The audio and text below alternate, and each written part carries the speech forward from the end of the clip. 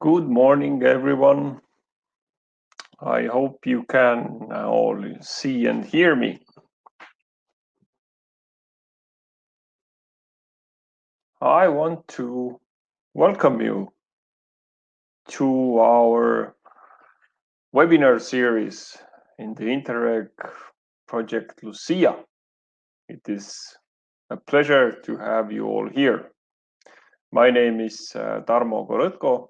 I am from the University of TalTech, Tallinn University of Technology. And it's a pleasure to have you here, as I mentioned. This is the first webinar of our webinar series from the Interreg project LUCIA. At the webinar series, each webinar puts spotlight on a relevant lighting subject into the experiences and interim results of LUCIA partner cities.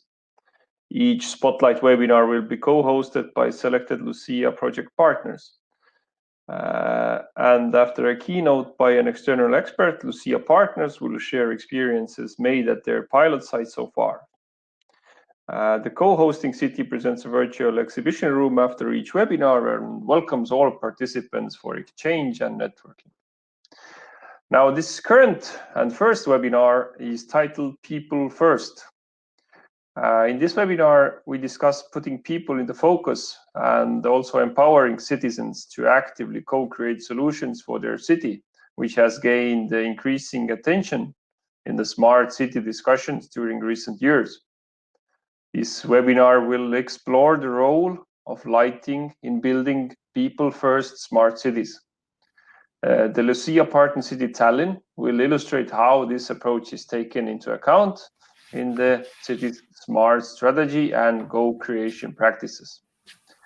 I'm going to briefly introduce our schedule for today. First, we will have an introduction to the LUCIA webinar series held by Toomas Türk. Then we will have the keynote titled The Role of Lighting in Building People-First Smart Cities, which is held by Elisa Hillgen. Then we will have the speak about Tallinn's smart city strategy held by Toomas Türk. And after that, we will have a speak titled Involving People in Co-Creating Lighting Solutions, Experiences from Tallinn, which is held by Eva Tallo. And after that, we will have time for networking in the virtual exhibition area. I am your moderator, and I will be channeling your questions and introducing all the speakers. Some technical notes before we start. Maybe you are new to the Hopin platform. On the left side of your screen, you see those small tabs titled Reception, Sessions, and Expo. The speaks will be held at the sessions area where we are right now, and the expo area is used for networking later.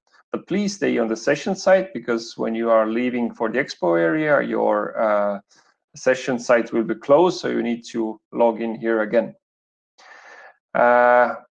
Speakers are required to transmit their audio and preferably video, plus they can share their screens to provide visual aids. So just if it's your turn to speak, just ask for permission to share audio and video. And there's also one request that when your speak is completed, please just mute and preferably disable the sharing of your video. This is due to some technical difficulties you might have requesting for sharing your audio afterwards. So please, if you are finished with your speak, just mute and do not leave this session. And also, if you have questions which you want to address to the speakers, please type them into the session chat. And after the speak, we will address these as many questions as we are able to the speaker. And of course, you can have a more detailed discussion in the expo area and the networking section afterwards. But now to start with our first scheduled speaker. The first speak is the introduction to the LUCIA webinar series, which is held by Thomas Jacob, the Senate Chancellery, Free and Hanseatic City of Hamburg. Thomas, can you please... Thank you, Tarmo. Can you hear me? Share your video and audio, and the floor is yours. Okay. Tarmo, thank you very much.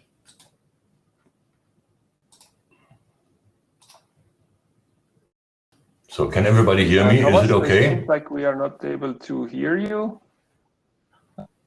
I'll put on everything. I can hear Thomas. Okay, I'm acoustic online. Can you hear me? Yes, I see. At least I can't hear you. Okay, if this is the problem on my side, it seems. Okay, is it also possible to see the second screen of my presentation? Thank you. Is it also possible to see the screen of the presentation? No, you see me, yeah? So, I'll screen this. I'm just coming in. Thomas, we can see your screen and we can hear and see you loud and clear. And okay, sharp. And you see the screen with the presentation? Perfectly. Okay, thank you very much. First, Toomas Türk, my name, working since about 30 years in the Hamburg Mayor's office of which is the Senate Chancellery. And well, since years we are working on international projects, and so it was absolutely no question for us also to join this LUCIA project and to take over the responsibility of the lead partner, as it is a crucial issue. And we learned so many things from Interreg projects, technical-wise, but also networking-wise. And so it was, well, don't have to tell you about the benefits of Interreg. I'm not the program manager, but trying to bring people together in this project. LUCIA, so had learned a lot and 30 years tradition. Actually, in the Baltic Sea, about 40 or 42 projects running, which is also a cross-cutting issue. We're trying to bring to our partners and lead partners experience from one project which solved the problem potentially to other existing problems, how to solve this and run projects smoothly. And I hope, whatever I heard from Heike Bunte, LUCIA is running quite well. We have some problems wherever projects are, but we are in a good way there. So LUCIA, and maybe you remember, it was the third attempt in the application procedures. First, it was called BSR lighting. And I can totally understand if twice an application was failed, it's hard to convince your superiors to try a third one. We took over from our colleagues from Finland, as far as I remember, a couple of years ago, but we sharpened it already and included some partners and sharpened also the activities which are now part of our success, I think, in the project. It helps us more than just working together for the purpose of working together. And we have some features added in the project which are not the standard, like this webinar series. And I think this webinar series, due to the fact that we have this COVID crisis, actually, we also see that a webinar possibility is a very low level possibility to cooperate and to work together instead of having the official travels with a big amount. You can visit something, but it's another format where we can find some issues. The use technologies for often and with short intervals meetings with experts which are really interested in the topic which is addressed by a webinar, which makes it much easier instead of traveling with a huge delegation of only 2 hours time to see something, but you can discuss. So next slide, print fact sheets. They are always there and they demonstrate that we are working on several topics and not only on how bring light from the light bulb or the LED to the ground, but what effects are tackled by these issues, what effects has light in the cities to do. And I can remember, and also this when I have to present the project to partners in Hamburg, what are they doing as an example. So it was much more than bringing some lumen from the light bulb or the source to the ground. a question of urban life, how to make urban life more flexible, more intensive, more safe, but it had some effects on other issues which are in the second line. Excellent lighted place has economic effects.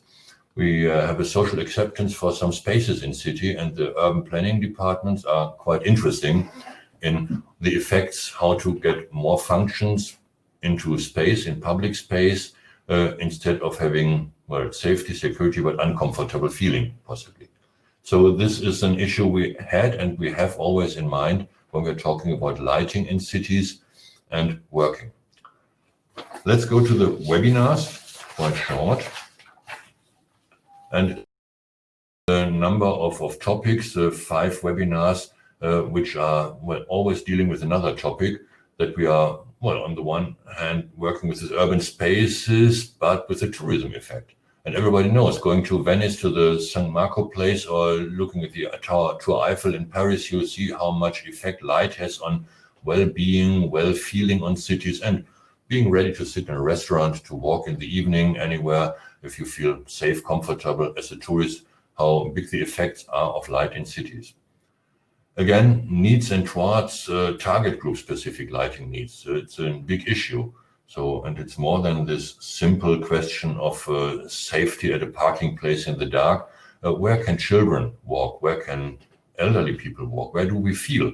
It's not an objective, it's not a technical issue, but it's a human issue, analog. How do I feel in this environment? How do I feel with this kind of place in the city, in our areas, which are maybe technically okay, the pavement is fine, the shopping offers are fine, but the light is wrong, so I leave and go elsewhere.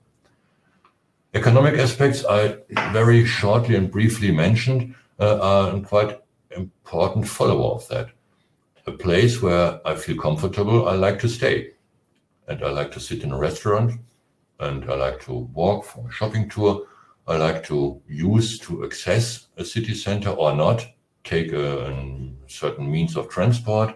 So how can I attract some parts, and what if economical effects are given by some lightings? And this is a quite exciting topic, because it's not on the first line of our economic planning, of our urban planning. So standard instruments, and as I was working a long time in urban planning departments, was just working with paper and structures and say, here's a good place and there should be a comfortable place. The rest is question of for the engineers. Well, here we are working on engineering issues and well, economical issues. The multifunctionality was, I have to say, frankly, one of the core, the center. Maybe it's similar, but the beginning of our engagement in LUCIA was that we have some marketplaces, which are 2 days in a week a market where the farmers come and sell their fruits and vegetables, and 5 days a week there are parking lot. And they have always the same lighting. It's just a light bulb installed. Technically, it's a, well, cold white light, and it's okay for parking, but also the parking lot is defined and the illumination is defined by technical remarks. Question was, if we have now 2 functions on this space, market and parking lot, can we use this place for some more use? Can we make a festivity in summer? Can we have the Christmas market in December? Can we make events on this space? Of course we could, but for this we need another lighting system. And what is about emergencies? If somebody at the market at the weekend has a heart attack, and the emergencies would like to come, push a button, and then they have 10,000 lumens on the ground to find the place in the dark December morning. So how can we attract multifunctionality by lightings for public space and more efficient use of space? And the future of urban lighting, well, that's really interesting, and I would like to join this, because this is the story. What is more than a light post with a light emission LED on it and probably some Wi-Fi transponders? So we see here a number of quite interesting elements in this LUCIA webinars, which open the doors for future cooperations. And of course, everything we are doing in the public space has to do with people. It's for people, we are working for people, for citizens, as we are citizens, how to feel fine in the city, how to live, and how can we foster and strengthen our attractivity of the cities, of the places, by using technologies, by using also the people's needed and work. And a part of smart cities. Smart city is a buzzword, but now we are going to realize it. Tallinn as a forerunner for the co-creation practice in the project, I hope we can follow them in an appropriate way, and I'm sure we are giving our best. So we have the keynote speakers, and this is something I wanted to highlight, that the keynotes are, well, it's a question of design. Looks beautiful, but the question will be, how can it be in a function to foster the social cohesion? How can we put the people first in smart cities instead of having cities with light or whatever technology as a field for the engineers and large companies to demonstrate a test bed for their new technologies and conquer this market? We are quite interested in this people first approach because we are convinced that we can do whatever we want as a city administration. In the end, it's a question of the people living there with our light and with our installations. Well, here the team picture. I'm not in this picture, unfortunately, but I'm quite happy that we have this team already installed, and I'm convinced and I'm hopeful that we will continue in our work also after LUCIA came to an end. I will not say make a LUCIA 2, but the issues are addressed in European policy strategies for the next 7 years. As you might know, this Objective 5, which has a very strong role for citizens participation, but not only for giving platforms to talk, there's one part, but the other issue is how can we participate and take responsibility for public space, can responsibility for the cooperation in a society, in a civil society, which is a quite important thing for the future. I can also really encourage you to have a look to the Horizon 2020 program and to Interreg Baltic Sea, which are both elements which might adapt each other. On the one hand, we have this base of our cooperation in LUCIA. On the other hand, we are working together and can work together in the future for specific topics, deepen our experience and expanding our range of cities. As far as I know, and our LUCIA network demonstrates also that we have a huge network of cities and regions which are dealing with this topic, urban lighting and the functions. There's a huge source of cooperation platform, and I hope that we can, well, intensify and continue with our cooperation. Finally, sorry, one back. Many thanks to Eva Tallo in the Urban Environment and Public Work Department in Tallinn, to Toomas Türk from the Tallinn Innovation, and of course Tarmo, the moderator from the University of Technology, for organizing and hosting this webinar series. I'm very optimistic, and I hope that we can learn from this webinars, content-wise and also structural-wise, what went perfectly, what went not perfectly wrong in this webinar series, how can we improve it in the future, if it's to improve, or what can we really take as a good example for further cooperation procedures. I have to apologize for another point. I can join this meeting for maximum 10 minutes because I have a programming meeting for Interreg starting at 9, but I will be there at 10 o'clock in the Interreg meeting, so I will not be able to join the meeting for the whole day, but Hamburg will be presented, I'm sure. And thank you very much for your attention. Please have some questions, ask me, or send me an email, or send it to Heike. She will answer as soon as possible. Thank you very much.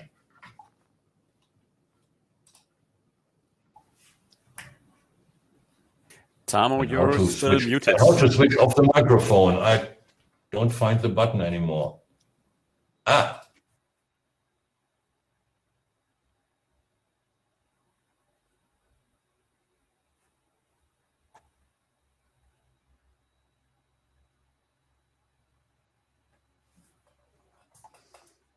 Okay, it looks like Tarmo has a problem with the microphone right now.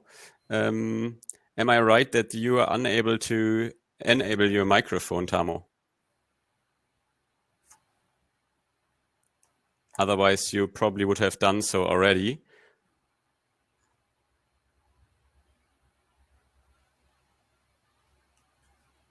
if that is the case, then I would suggest that you just refresh your webinar page. That usually helps. Sorry, everyone, for the technical issues. Unfortunately, we tested a lot of different tools, but every tool has its bugs, and we have to deal with it. But I'm sure Tarmo will be back in a second. Otherwise, I would maybe already pass on to our keynote speaker until Tarmo is back in the session. We have a keynote by Elisa Hillgen. She already demanded that you should post many questions, so please do so. Elisa, you are live, you have picture and you have audio. Could you also try sharing your screen, and then I would give you the floor. Yes, I'm going to do it. And can you confirm you can hear me? Good. And your my screen is now sharing. Thomas, you can disable your video in the... Thank you very much. And Elisa, the floor is yours. Thank you very much. And thank you for your invitation to give this speech. As people know me, I'm always very happy to talk about light, and I can see many familiar people online, so it's nice to see you. Today's topic, it's about people, and here in Jyväskylä, we've had this City of Light project ongoing for many, many years, over 20 years now. And I really like this topic about people first, because nowadays, when we talk about smart lighting, we talk a lot about technologies and gadgets and luminaires. But actually, we have to remember that we are designing all the public spaces and all the urban surroundings for the people. And we are also the people. So I'm happy to be here today, and I'm going to try to keep my speech in 20 minutes. I hope I can make it. I tend to speak a lot, as some of you know. I will shortly introduce our City of Light project. So Jyväskylä is located in central Finland. We have about 145,000 people population. And we are surrounded by beautiful nature, beautiful lakes, and nowadays a lot of beautiful lighting as well. So in this project, we are actually inside the city infrastructure department, and it's an ongoing project. So it's a permanent part of our everyday work here. So if we build streets, we build parks, we design bridges or whatever, we always take into account a good lighting. We want to do things maybe a bit differently. We want to try new things. We want to give help and guidance about light. And my position as lighting coordinator is a bit of everything. I'm also a designer myself, but I want to spread the knowledge about good lighting, extend our network globally and inside Finland, inside different professionals. So it's a really good project, and I think this is a great example for many cities. And the lighting, it doesn't need to be always a big scale. It can be just tiny details in your urban surroundings that will make the city better and more interesting for people. So we have about 100 permanent sites. These are not all done by the city. They are also like the facades of private properties or light art or something. So it's a good variety of bigger and smaller examples of good and interesting lighting. This is one question I get a lot from other cities. So how is this actually done? How do we make sure that good lighting is implemented? How do we control? It's a bit negative word, I think, to control and give, restrictions. But we just want to help everybody to know more about light and know more about what we want, what kind of guidelines we have, about light pollution, about color temperature, about the quality of luminaires and the poles and structures. So it's about giving information and controlling what's being done. So that's also my position as a lighting coordinator. I want to be aware of what's being built and what's being renovated, and I try to help, give information, talk with the different people in this project. So it's about spreading the knowledge and giving information. And also we are very active in global network called LUCIA, as you might know. And it's also a very good place to be and learn what's going on in other cities around the world, and then also give back from what's happening here. So we want to be updated about what's new and what's coming in future. And also because we talk about smart lighting and future, we want to be ahead of new pilots, maybe testing new things, because this is also a part of being a city of light, like being a bit ahead of others. We also organize a lot of events. So this is a good way for citizens to learn about light. We also we organize seminars and webinars for professionals, architects, municipalities. So yeah, it's a lot of things going on inside Jyväskylä. But I think the main thing is that when you do anything, it can be a culture event, or it can be park, or it can be a building. You just take the lighting into account in early phase, not as the last one you want to save the money from. So this is our kind of big vision of how it's done. We are actually working on this new lighting development plan. We call it like the new updated master plan, but it's more about giving or making this tool on how we communicate about light. It's very visual, so we want to show people the different solutions. You can maybe understand a bit more. Like this, I can show you between this and the next slide. You can see this is a city. There's a lot of players out there. There's advertising, there's companies, restaurants, parks, maybe a big facade with the company colors. So we are used to things being like this. But maybe, what if we can, instead of restricting and giving rules and being very negative, maybe we can get people more involved, get people more excited about light, and showing them that this is the more harmonized, more subtle and pleasant environment that we want to work towards on. And this means we have to work together. So it's not just about city doing the street and then something happens outside the streets and we try to control it.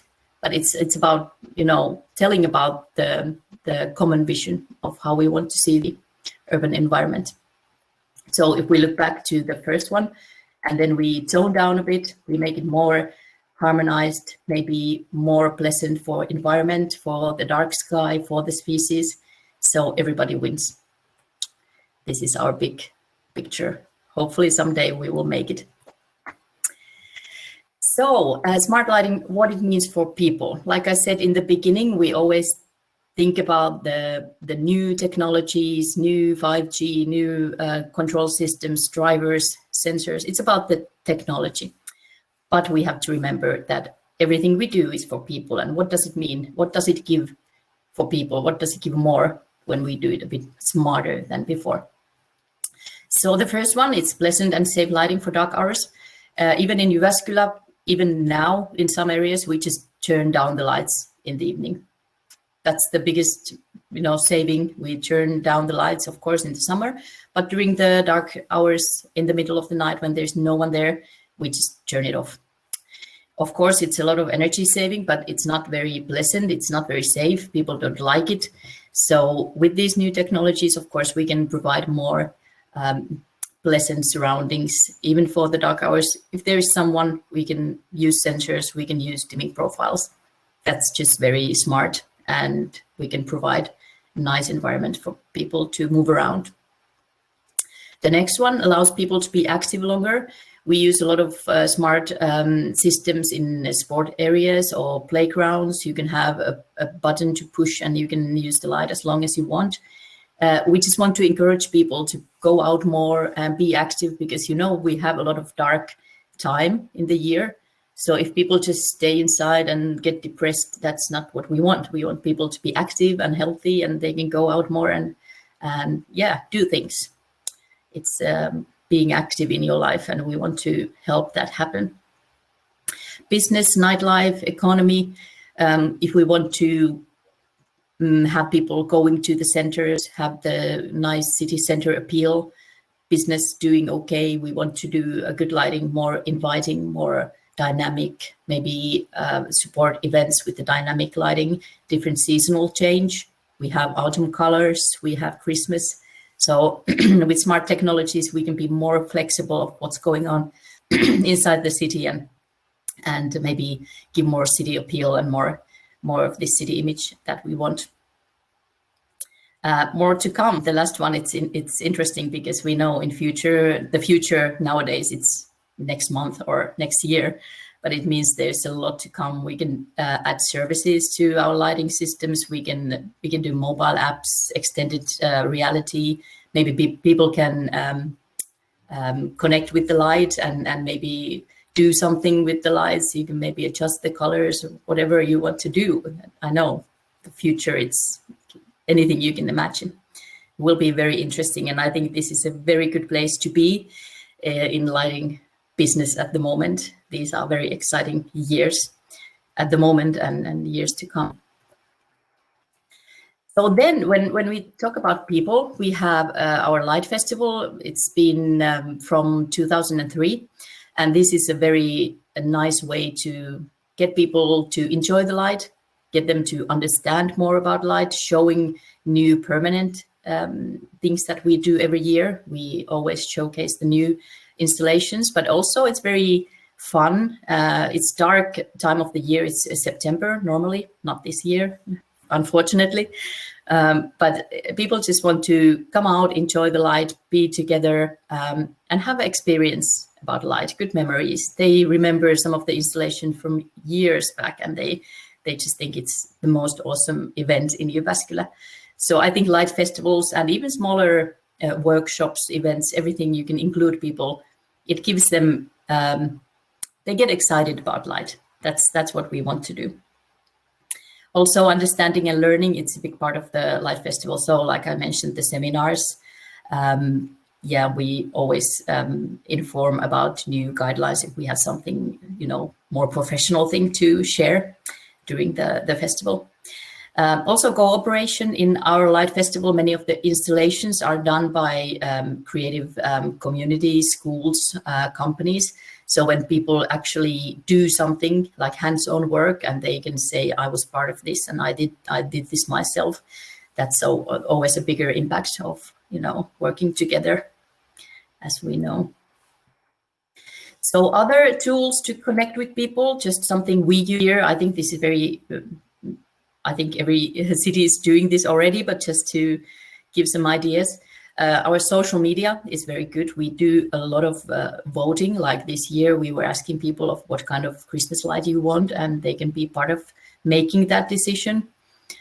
We have design competitions. We start discussions asking like, have you seen this new thing? Have you tried this new interactive playground?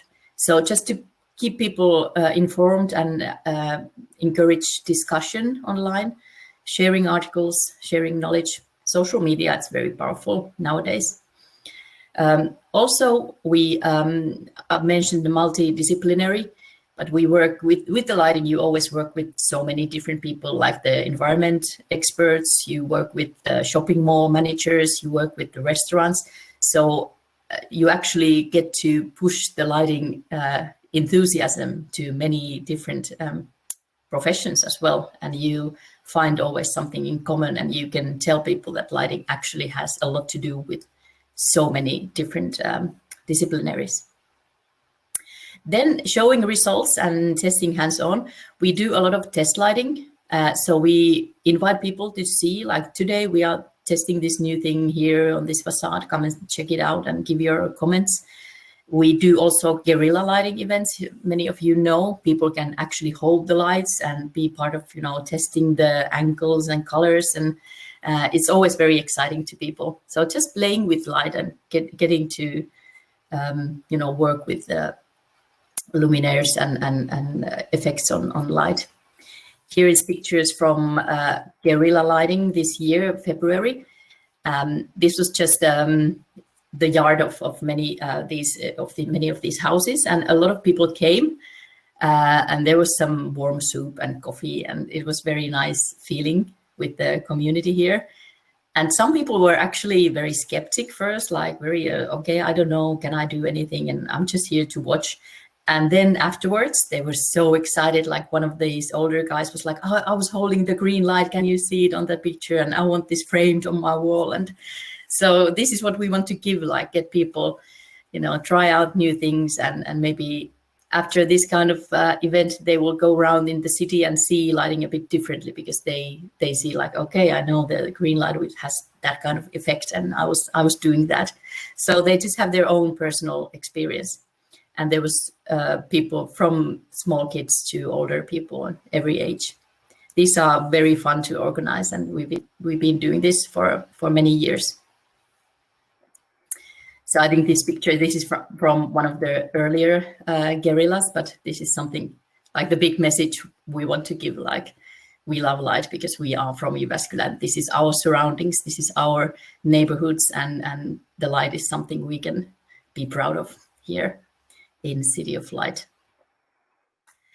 This is a very small glimpse also for the development plan from the idea that we're gonna build a test park, hopefully very soon.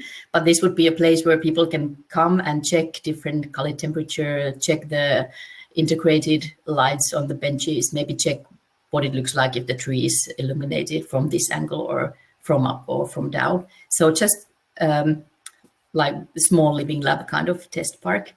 I'm very excited about this, but it's going to take some time to be built and be ready. But it will be for the citizens, also someone coming to the city and maybe check out what's new and what can be maybe taken out of this to my own project or my own yard, or just to understand something a bit more. So this is my ending slide. I hope I'm in my schedule.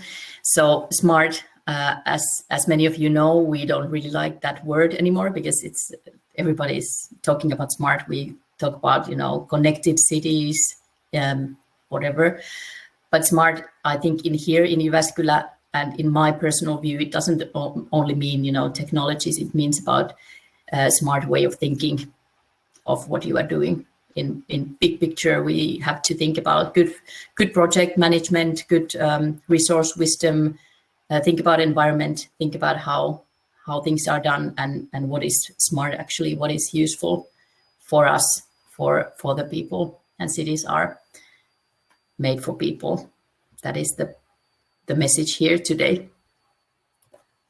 So thank you very much. This is a picture of me like in hands-on work. I really like to talk about. So it's nice to be here and hope you had something you can take out of this. And if you want to be in contact, please do so and check our social media channels to stay in touch. Thank you. Thank you, Elisa. I hope I have overcome my technical problems and you all can hear me now. We also have some questions for you. Yes, you can hear me. Thank you.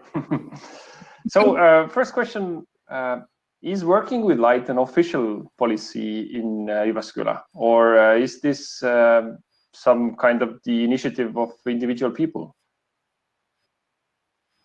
I'm sorry, I didn't is the working with light an official policy which is communicated from the city council, so that you have to consider the lighting aspects or in such detail as you do, or is this like an initiative of individual people?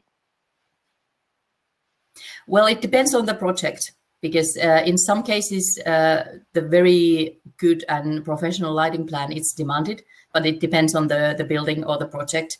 If it's, inside the city, if it's a very important building, or if the location is very important, then we already demand it in the zoning phase. And then the building permit, it depends on the provided plan, and I will be the one checking the plans. But if it's just a private building or remote building, it's not so necessary. It's just about being informed about the good lighting. Thank you. Another question. Actually, there are many questions about you do quite a lot, and then people want to know how you manage. So one question: do all projects which are concerned with lighting, do they have to pass your desk, or do you have like a bigger team, or how are you organized? Well, we don't have a really big team. I'm the only one doing the permanent lighting, but not all the plans come to my table. Some of them, and I really like to keep the building permit department very informed about what they need to ask me and what not. So sometimes they can just check it by themselves and check our guidelines and see, okay, this is okay, this is good quality. But if they are unsure or they have something more important, they pass it on to me. It's about being in communication with the different departments inside the city. That's very important. And again, you told that you are making very good use of social media and internet. Who is managing your web pages and social media platforms? That's you. That's me. Yeah, that is me also. But that's a very fluent tool for me. I like to do it, and I work as a consultant, so I run my own business. I don't have any working hours. I can do it in the middle of the night if I want. So yeah, my job is it's very exciting. I get to do a lot of things. Great. Have your projects a positive impact on the behavior of citizens? Have you monitored this? Like, for example, is there less vandalism? Do people value their environment more? Do you have some kind of monitor for this? Some, yes, in some areas that we know to be very maybe not so good areas, or there's a lot of misbehavior. We've been checking if providing more interesting light or maybe providing like places for graffitis and maybe even illuminating them just to encourage people to not to be so bad. But it's hard to monitor. People are if they take the certain routes, then we provide maybe more interesting light somewhere. Are they actually changing the way they behave and what routes they take? It's maybe a bit hard to monitor, but we try to do it. And it's like underpasses, maybe, big walls that are very vulnerable to graffitis. Then we try to make something more interesting. And that's actually, I think it's reducing the misbehavior. Okay. But it's hard to calculate the results. This is my last question. How do you coexist, or how do you cooperate with retailers, shop owners? Because their businesses, the brighter your sign, the more customers you have, and this is not like the best interest of the city. So what's your strategy in communicating with them? Yeah, I think it's it's about a matter of communication and giving them information about what's good. This is something we actually discussed on Porvoo LUCIA webinar on Monday, because the biggest cause of light pollution, it's usually the shopping malls, the big malls and the parking areas. So that's only because they don't know what is enough. And they want to, of course, big malls, they want to stand out from the scenery, and they want to be seen. But that's something I really want to tackle, because they don't have the right to ruin everybody's environment. Why would they have that right? So we have to really control. But it's about showing what's good. You don't need 100 lux on your parking lot. So just go there and show the less is more, and they can even save energy. But in city centers, the same thing, because you need to, if you have the big chain shop, you need to have certain appeal in the windows, and it can give a lot of glare and a lot of unnecessary light to your surroundings. So it's about contacting them, telling what we expect, what we want to do better, just sharing I think that's the only way. Thank you, Elisa, for this very, very interesting and informative presentation. Again, I think you are also there on the networking area. So if people want to contact you, please do so. But now I'm going to introduce our next speaker. The speak is about the Tallinn's Smart City Strategy, and the presenter is Toomas Türk, Chief of Innovation at Tallinnovation, Tallinn City Enterprise Department. So please, Toomas, if you're ready, the floor is yours.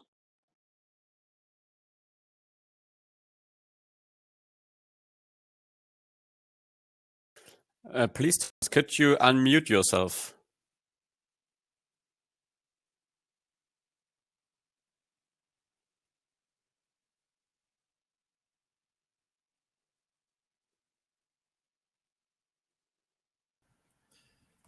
So let me try again. I can hear you. Thank you. Can you see my slides as well now, or? I cannot see your slides anymore. I think you have to share them again. Okay, I will do that very shortly.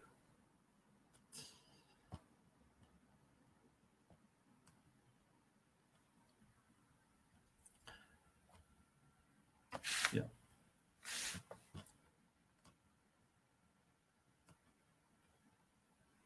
Okay. Here.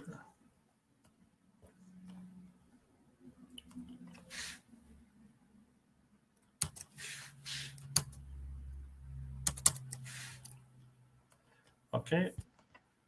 Now we are live, I guess. Yes, here we go. Thank you. Yeah.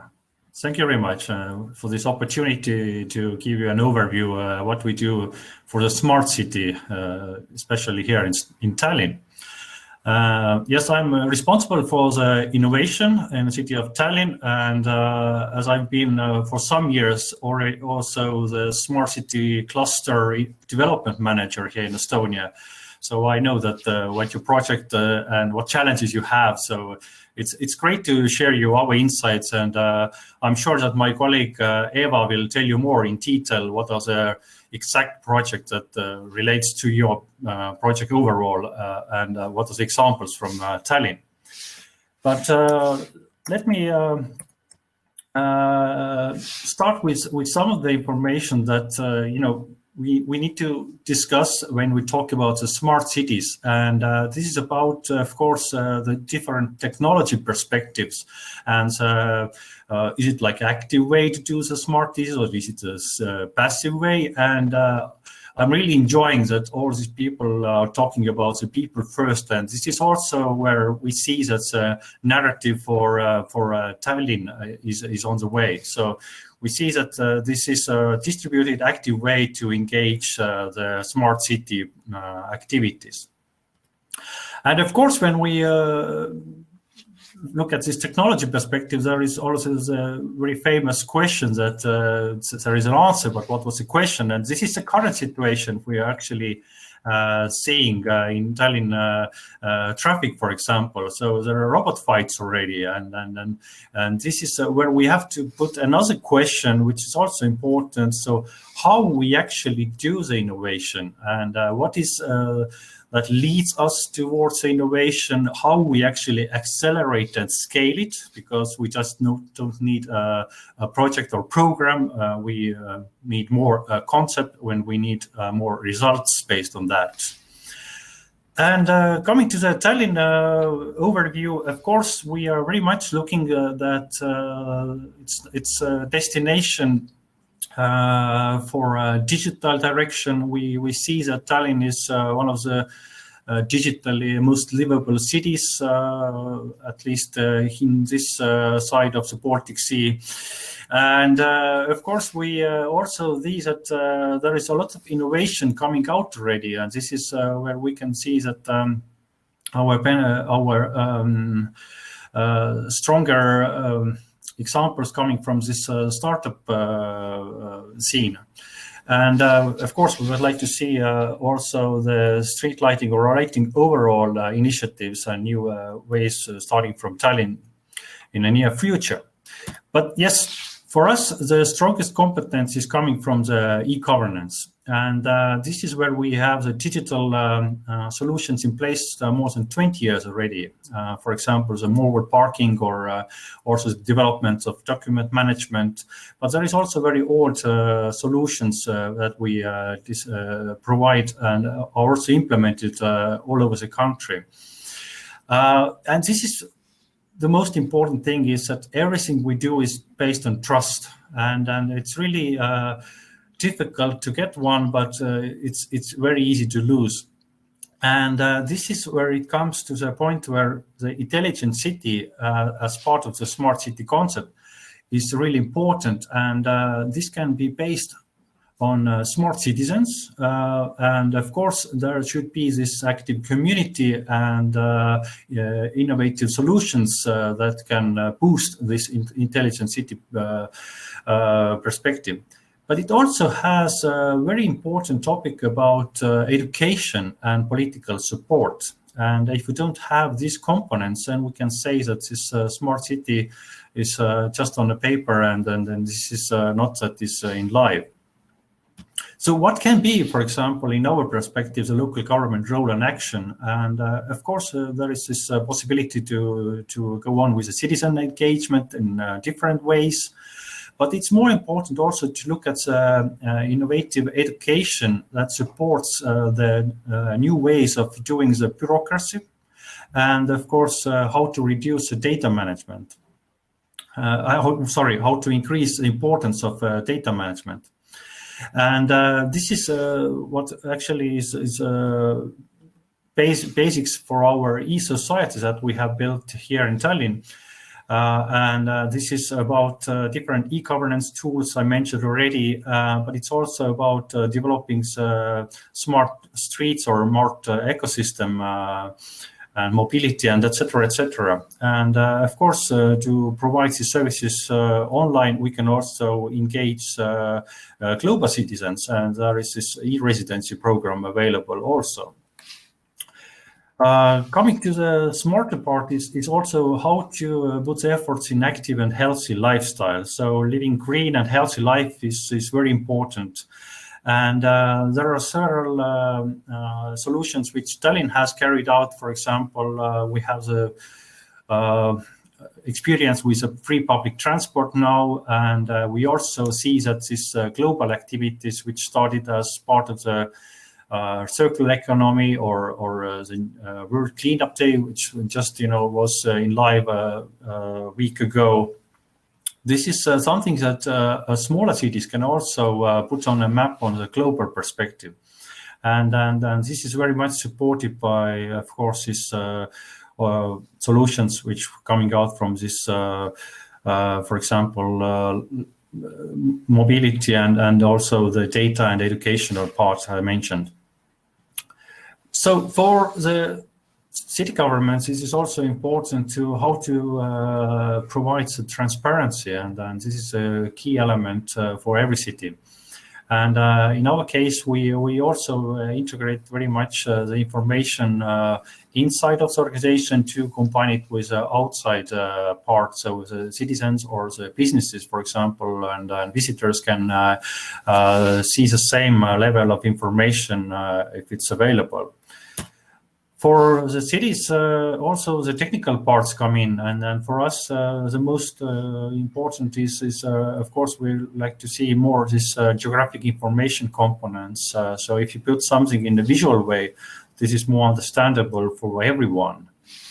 And about open data, then our perspective here is that we don't just produce the data, but we want to integrate it in invisible way. For example, if you use the Waze application or Google Maps, and you can use the same information which is available from the operational data and through the open data policy to this mobile application of yours.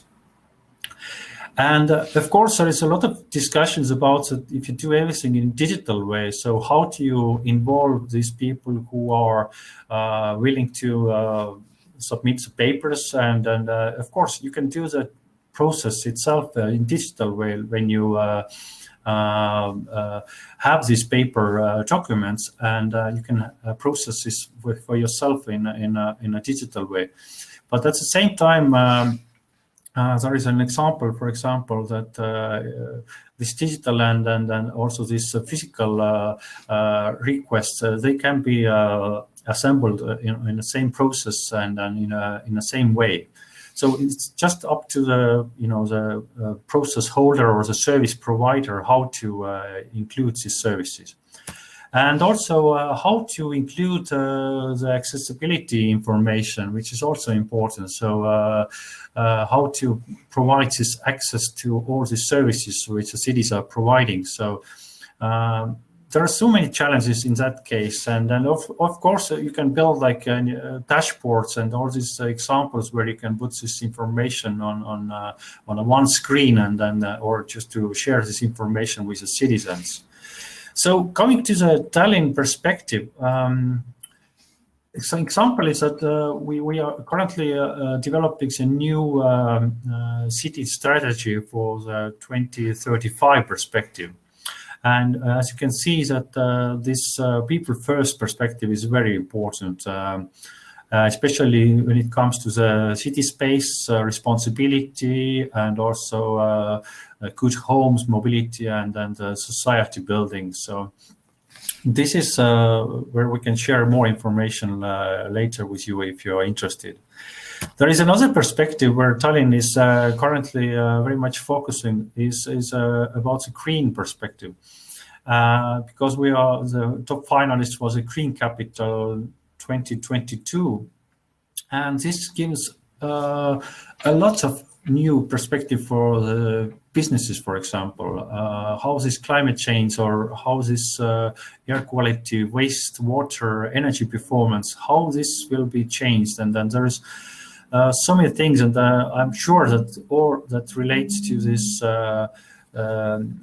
city lighting is very important topic as well to be part of this green agenda, especially better from this energy or is it this livable point of view for the citizens. And of course, what is behind this is of course education and the political will, which we very much have already. I'm personally working on also the Tallinnovation concept, which is a platform how to integrate the startups, how to integrate the technology providers and also different business clusters, and how to share what we have done. So you can browse through the tallinnovation.ee website to learn more what are the case studies we're sharing, what is information.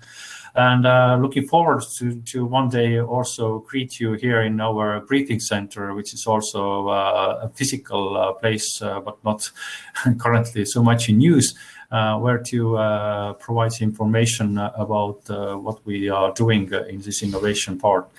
And Tallinnovation concept has its own process. And it's very common to several public sector development processes. So to start with these challenges and bottlenecks, and of course, how to integrate this triple helix, how to integrate this cooperation with universities, companies, etc. And this summer and this autumn, we launched the new Tallinn Innovation Investment Fund. So we have selected in a first round 5 projects where we actually co-finance and put them in a city environment in Tallinn. And we're very much looking forward to support the companies also who want to go to global and to share their possibilities with you. And we don't do that all alone. There is also the ecosystem which is behind it's a cooperation with the universities, establishing incubators, industrial parks, but it's more about also how to integrate with other industries. And there is an example of film festivals, music festivals, etc., robotics global festivals. So how to actually integrate this innovation mindset with all these partners in our ecosystem. And for Smart City, I also would like to point out that we have several new initiatives from current year. First of all, there is this Center of Excellence established Tallinn by University of Technology in Tallinn. This is Horizon 2020 project, and this is about Smart City competence development in selected areas. And there is also the Future City Professorship, which is established also in Tallinn University of Technology. But we also very much work together with Cluster Corporation and also provide our own events, which are part of our everyday work. So thank you very much for this opportunity to share with you the Tallinn perspective. And yeah, my colleague Eva will definitely continue with more exciting news from the specific area you are discussing at the moment. Thank you. Thank you, Toomas. This was very informative and a very graphical presentation. We also have some questions. The first question is regarding the well-known free public transport in Tallinn. So has this free public transport given a boost to the city in terms of activating livable places, which weren't so attractive before? And has this also introduced a new issue regarding lighting? Because maybe the city needs to provide lighting to places which didn't have that before. Yeah, it's a very good question. So, of course, you know, in overall, the mobility has grown it has grown a lot.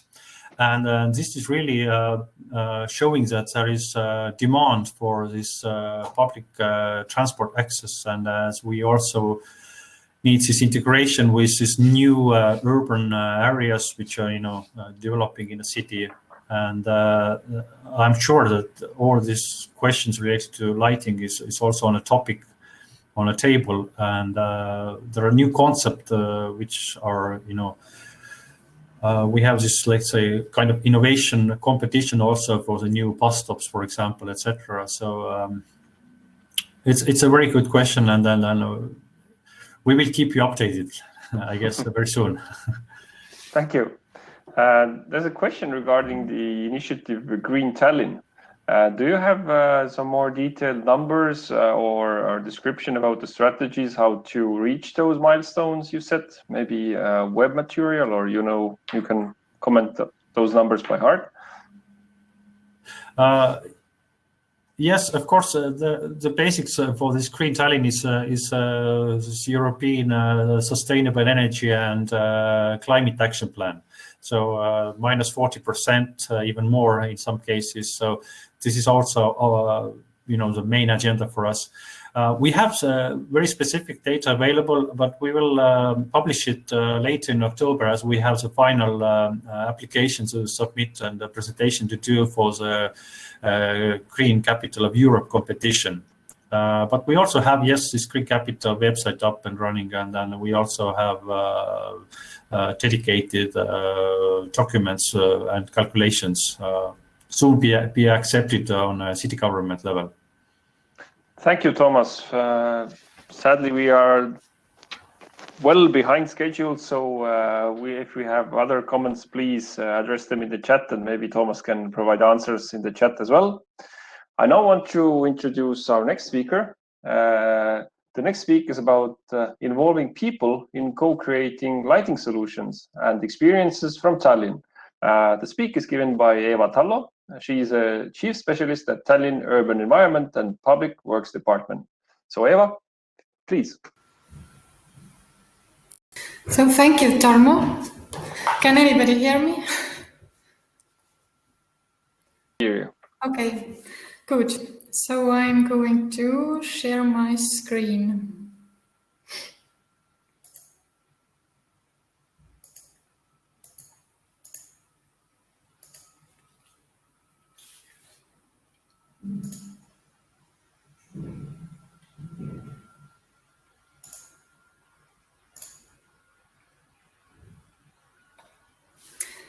So as Tarmo already told you, I am Eva Tallo and from Tallinn Urban Works and Environmental Department. But besides that, I am a project manager of our LUCIA's project pilot in Tallinn and a lighting designer as well. So I am going to tell you about involving experiences from Tallinn, and these are based on our pilot site. And our pilot project is Keynote Garden, which is a small park in the city center near the old town. And for now, the park is mostly used in summer, and there have been problems with safety. Also, nobody uses this park during cold times or in dark hours, and there is no sense of place and lack of activities. Once a year, we are organizing installation on the fountain, lighting installation, and this proves that if you give people a reason to come, they are coming to parks. And also, Keynote Garden is one of the 6 parks around the old town, and our project aims to make whole lighting conception for all these parks. But Keynote Garden is the first one to be constructed. The current lighting situation in Keynote Garden is really poor. Lighting quality is bad. We are using old sodium globe lamps. We don't have decorative lighting, and there is only functional lighting. This project aims at raising the feeling of safety in parks, and of course replacing old lighting solutions with new energy efficient and sustainable ones. And of course, creating an attractive, inviting urban place for people. We have also done lighting thematic planning for all these bastion parks. And this is our big picture, how we started it. At first, we stated our priorities for this project. And our priorities were energy efficiency, safety, creativity, and public opinion. So every priority needs a different approach by co-creation events and target groups. So when we stated these priorities, we already thought how to get these goals, what should we do, and based on that, we mapped our co-creation activities and target groups. So for this project, we thought that most important is to involve our city workers, citizens, of course, and professional lighting designers. And our co-creation activity plan came out like this. So for communities, we thought we will make an interviews. With city workers, workshop seminar, and with citizens, we thought we do the public questionnaire in order to get as much opinions as possible. And with students, we made guerrilla lighting workshop on site. And we used lighting designers with international idea competition. And we started this interview with old town community. And the main problem for them was that parks are not safe. But on the other side, they didn't want anything to change either. So they stated that these parks should be green areas, should be quiet, no people, no overlighting, nothing at all. This is kind of understandable because they are living near these parks and you would like your home be nice and quiet. Then we continued with a workshop seminar with city workers.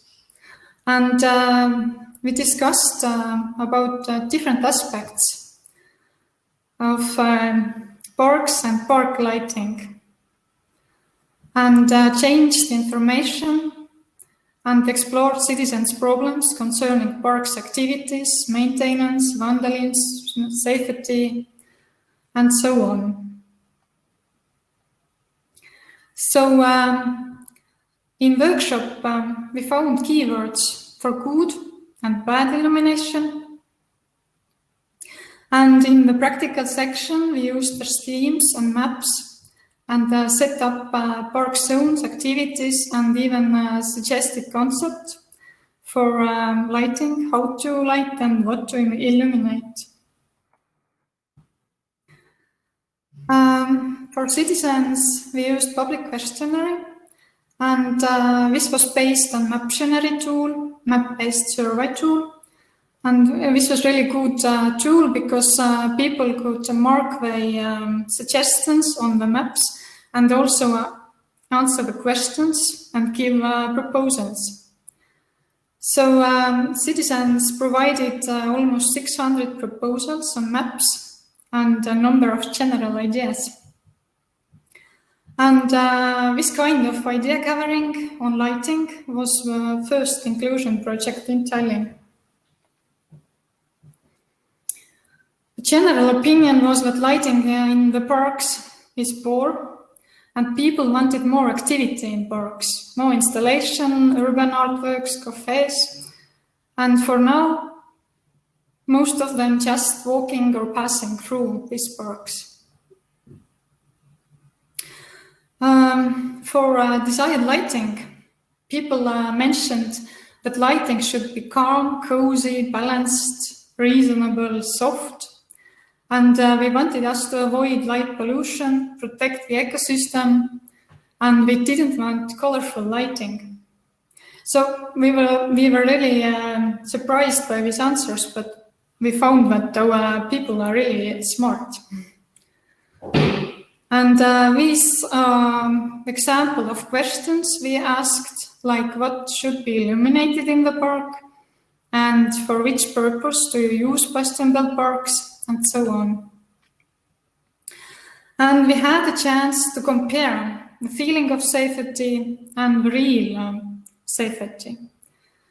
So people felt that the most unsafe park was Keynote Garden, and this was a match with real crime data. But they also thought that Hirve Park and Lindamäe Park were really unsafe. But real crime data shows nothing in these parks. And I think it was because these two parks are the darkest parks from all 6. So we don't feel safe there, but actually it's safe. So feeling of safety doesn't always mean actual safety. When with students, we decided to do like on-hands experiment, guerrilla lighting workshop. Elisa already talked about this guerrilla lighting. And we wanted to raise awareness of how lighting can transform places. We wanted to have an opportunity to get feedback from citizens on lighting ideas at site and to check different lighting techniques and technologies, to test the right powers of fittings, to test different light colors, and of course take beautiful pictures and to have fun. And last but not least, to feel the light. Actually, this guerrilla lighting experiment gives you an opportunity to see the light, to feel the light, because lighting is mostly a feeling. You can't describe it just with words.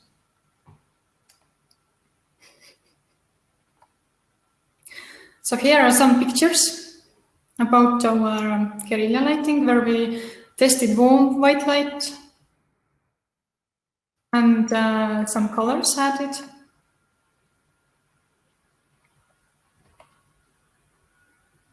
Here is our Dostoevsky monument in the Keynote Garden, in a really dark space. So we wanted to illuminate it.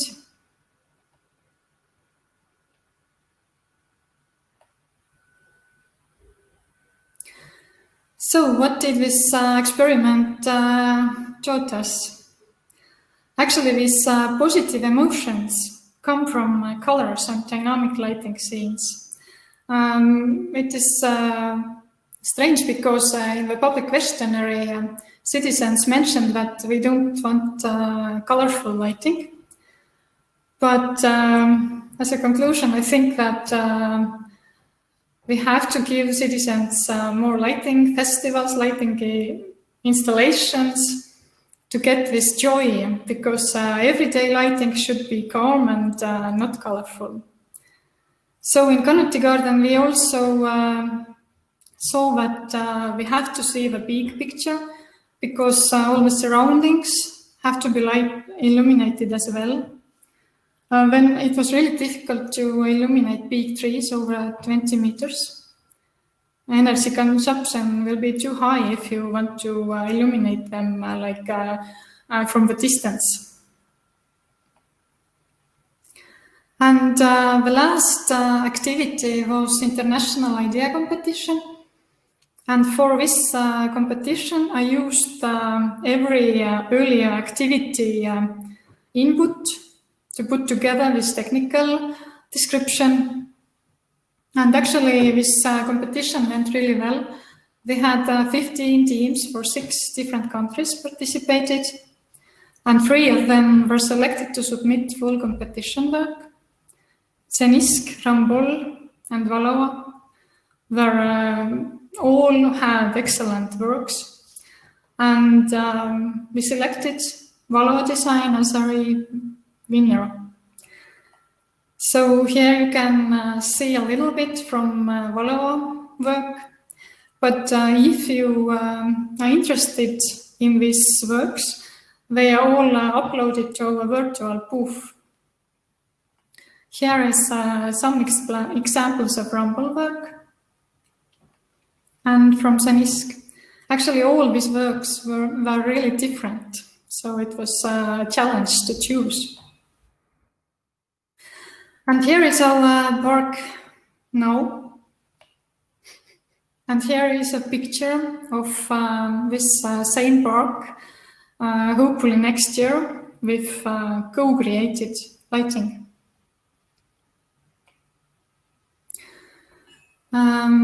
Of course, there are some challenges with co-creation and involving activities. The results may be totally different from your initial ideas, and it might exceed your budget. Then people always don't know what they want, and that means you need to educate them first. And it is really difficult to make decisions if there is too many different opinions. So maybe you need to narrow the options before asking opinion. And some people from communities are more active, but this doesn't mean you can make a generalization based on their opinion. So maybe if you don't want 2 different opinions, you have to ask really smart questions. And for last, I wanted to tell you what I mean by putting people first on this project context. It means you have to ask questions. What are the real problems and real needs of people? And what can you do better? And for that, you have to engage them, involve, inform, listen, and then find the solution. So problem first, solution last. But even then, it's really difficult because we all want different things. So that is all from my side. Thank you very much, Eva. This was just a great presentation.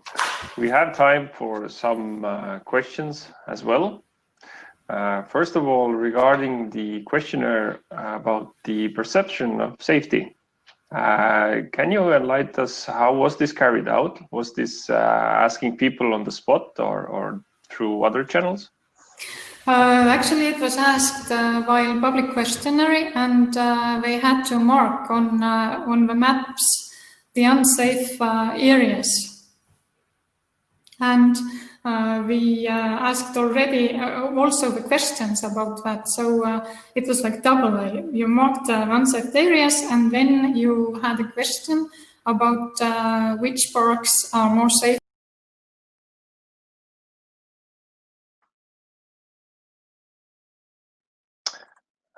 It seems that we have lost contact with Eva. This is a pity. I hope that she can find time to address the questions in the chat, but unfortunately our webinar time is over. So I thank you all for listening. I especially want to thank the speakers for this great speaks, very inspirational speaks, and very well prepared presentations.